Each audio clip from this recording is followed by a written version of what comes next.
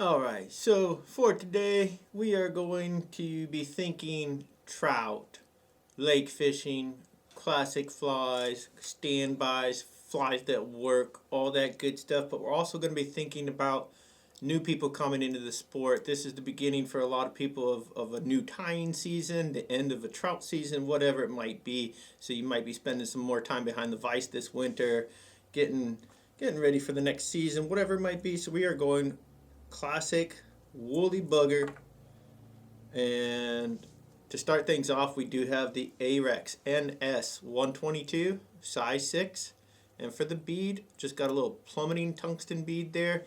Size is 5/32 and the color is metallic red, and we are going to solidify that bead and keep it where it is with some wraps of lead free 0.020 wire. Just clip off the front there. I'm going to use the curved inner portion of my dedicated wire cutting scissor to round that over, and I'll do the same thing on the back portion here.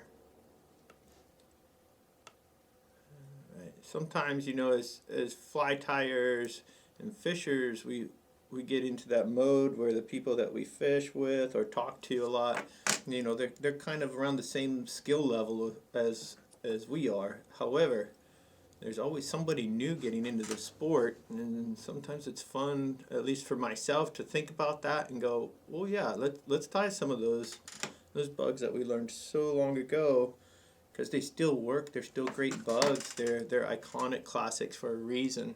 All right, so thread today, we've got some 6/0 black. Anything 140 or 6/0, whatever thread you have is probably going to be great.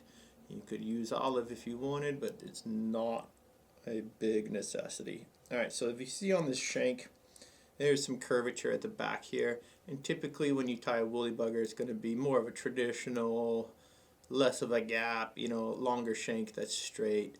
And that's fine. However, this is what I have. This is the hook I prefer to tie on for woolly buggers. So that's what we're going to work with. Alright, for this tail, let's go ahead and do a two-tone tail. Just why not, right? It's fun. Keeps things a little bit more interesting. So we're going to use some Marabou. This is Spay Marabou. Whatever Marabou you have is great. There's woolly bugger Marabou. There's strong blood quill Marabou. There's so many different Marabous. You just need some Marabou. So don't go crazy thinking you got the wrong one. It'll work. Let's go for a nice big bushy full tail here on this fly. Even if you're not a streamer person, like, there's just something relaxing and fun about tying a woolly bugger. So you see these fibers don't all line up, and we're going to get in there with our thumb and go ahead and pinch, and that should line them up a little bit better for us. And that's what we're looking for. Don't want to cut that with a scissor, because it will give you a really awkwardly straight edge, and that's not what we're going for. So let's line this up, measure one hook length, and then transfer that pinch to here, and we already made our little mark of where the tail is going to end, and now all we have to do is follow down with our thread till we get to that point. Check your work, look underneath, here's another thread wrap, there's another thread wrap. Now I've got it all concealed, right? So if I look under here, good to go. That's what we're looking for. Clean up those little tie-ins, tie-offs. If you want to improve your flies, that's a good way to start. Alright, so let's get that all cinched down, trim those tails out, great. So now we're going to go for that second color on that tail. For this we've got some dark olive Marabou, and again Spay, but what you have at home or in your box is going to be fantastic. Doesn't have to be anything crazy. Alright, so here again, uneven, get that thumb and index finger into there, pinch, rip, and there's our edge. Now all I have to do is line that up so that it sits on top of our light olive, and get that working in. Just keep that right on top. Don't let go until it's tied in, and check our work. At this point, let me see what your side looks like. Great. My side looks like great. good to go. We have our two-tone effect, and while you don't have to do it, again, sometimes it's fun. So when I cut this second chunk here, I'm going to go so that when I tie this all down, all these butt ends, it's going to sort of help even out that underbody where it meets or touches with those weighted wire wraps. That's what we want right there. Alright, so now we need to give a little flash here. And since we've got a nice bright red bead on there, let's go ahead and use some nice bright red flash. Specifically, this is Flashabou. And I'm just going to, you know, a lot of times you'll see me veil flash over the thread and all that good stuff. With this, it's not really that big of a deal. I'm just going to tie these few strands in on my side, and then I'm going to get my thread in front of that flash, bring the flash over to your side, and then continue tying back. And at this point, what it's going to do is line it up on either side for me. And now I'll get these fibers on my side out of the way, because at this point, I'm going to make those final solidifying wraps. So you do want to pay attention to exactly where that flash is sitting. I don't really want a bunch of it spread on the top or bottom. I just want it coming off the sides there. I'm happy with that. Go ahead and bring my thread up, and at this point, this flash comes back from your side and from my side. Bring it all together, and then what we're going to do is just cut that at a slight angle so that none of these fibers, again, much like the tail, none of them are exactly the same distance or length, and they're not straight cuts, right? That's the key here. No straight lines in nature, especially when you're talking bait fish and leeches. So these things are moving the whole time. They're not sitting still. So there should be nothing really flat or straight, if you will, on a fly that you want to have a lot of movement. All right, talking too much here. Let's get into some rib. For the rib, we have size medium, ultra wire. Uni wire would work great, size large, and let's tie that in. This is all the way back and all the way up because we want this to be a really strong fly. It's going to get chewed on and eaten. We want to withstand that. Alright, chenille. Fine, dark olive chenille. Classic, gotta have it. A million different uses. And this is just one. I'm not going to worry about trimming off the end there. I'm just going to get it tied in. And go. Good to go. One last element that we're going to add here, and this one I want to discuss with you. A lot of people aren't sure what feather to grab, right? We need a hackle feather. When you read a bunch of these books, they'll talk, yep, just need grizzly hackle. Well, it doesn't help. At this point, there's so much hackle out there. What hackle do you need? Do you need saddle hackle or do you need a neck hackle? So this is a cape, this is a saddle. Either one will work. The only difference is if you go with that cape, those fibers are going to be a little stiffer. They're going to offer a little bit more of a reaction in the pause of the strip or retrieve, whereas the softer saddle hackle is going to give a little bit of a less bouncy movement, but still lots of waving movement. And it's a personal preference. There's a place for both, I suppose, but it's all going to depend on your style of fishing. So tie it both ways and find out which one you really, really like the most, and that's your winner.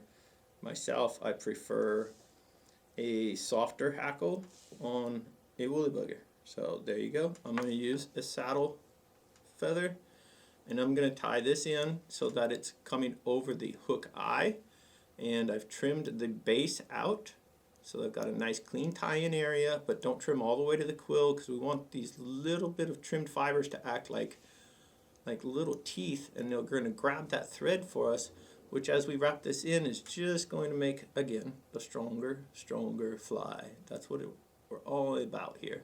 So you see, by tying that with the concave side up and convex down, when I go to wrap this feather, then all that pretty stuff is going to be facing forward, coming toward the fish in theory, and that's what we're looking for. Alright, everything's tied in at this point, so now the beauty of the woolly bugger is this. You just assemble what's already there.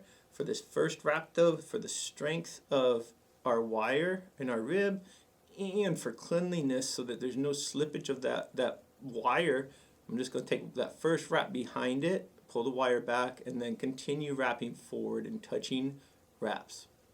So you see here, not a lot going on. It's not a difficult fly. It's just a matter of doing the right steps and taking your time, paying attention to where everything is seated, make sure it's strong, and that's about it. You can't really get into too much trouble. So I'm going to go ahead and cut very carefully, cut that chenille out. I'm going to take one more thread wrap there where I cut it. Then I'm going to move that feather and get my thread in front of that feather. Alright, and again, at this point, we can start wrapping. And a lot of times, taking 2 wraps to begin there in the front is key, because there's not enough, based off of where we trimmed for that tie-in, not enough fibers coming off. So by all means, go ahead, take that second wrap, and then at this point, we're going to truly palmer. So I'm looking at using the angle here, and it's going to help me keep a somewhat consistent space in between each wrap. So before you even get started on that, one thing you want to do is visualize, I want to make 5 wraps, or I want to make 6 wraps, right? Tie a few, find out what, again, works for you, and then simply replicate.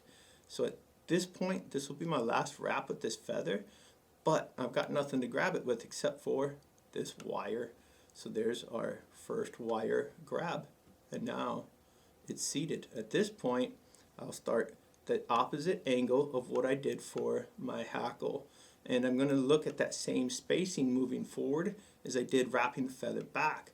And so I'm trying for roughly 5 full wraps of this wire, and as I move through the feather, I'm constantly shimmering or shimmying to the left and to the right, up and down, all over the place, so that I don't trap all those fibers. Alright, so right about there is as far as I'm going to go with that. I'm going to get this wire tied off and secured, and then turn this back so you guys can see what's going on. There's one more wrap right there. Okay, so now you see how that little bit of red is showing through there in the body, and then when this is all slicked down and wet and it's moving through the water, that red is just going to blink through. And so one, it's just an attention grabber. It's a trigger as far as a sighter, but it also is going to have that secondary effect where it does remind fish of something they've seen before that may be injured or struggling, right? And they think, ooh, a little bit of an easier meal. Let me go and eat that. All right, let's get the whip finish going here. And as always, we will use 2 whip finishes. There's our first one, and here's our second. Again, winter's right around the corner, folks. Whether it's a great time for you to fish or tie, this is a classic bug. It puts in work, it catches fish, strong, offers so much variety as far as customizing to what makes you happy. All right, last thing we get to do, and this is the fun part about tying woolly buggers, getting it done right. If we cut this feather, there is a tendency, because of the tension on this, after it gets some teeth on there, that it would absolutely just slip through. However, if you pluck this with some gusto, it pops right off, and then the fibers or barbules that come off of there are trapped. Now that's going to prevent that from slipping through on that wire and coming undone all the way through the body. We don't want that, so let's take those steps to do what we can. And it's about the only time you get to rip a feather in fly tying, so by all means take advantage. A little frustration, tie a woolly bugger, yank that feather, watch it disappear. Alright, got some head cement here, Loon hardhead, can't go wrong. And we're just going to get a nice layer on all those thread wraps. Let that soak through all the way, and our fly is solidified and strong, and it's ready to go. And there we have it, folks. A very classic pattern, the woolly bugger, tied here with a 2-tone tail, dark olive body, red highlights with the rib, the flash, the bead, I don't know if it gets any better than that. I hope you guys enjoyed this. If you did, please hit like, please hit subscribe, and we will see you guys on the water.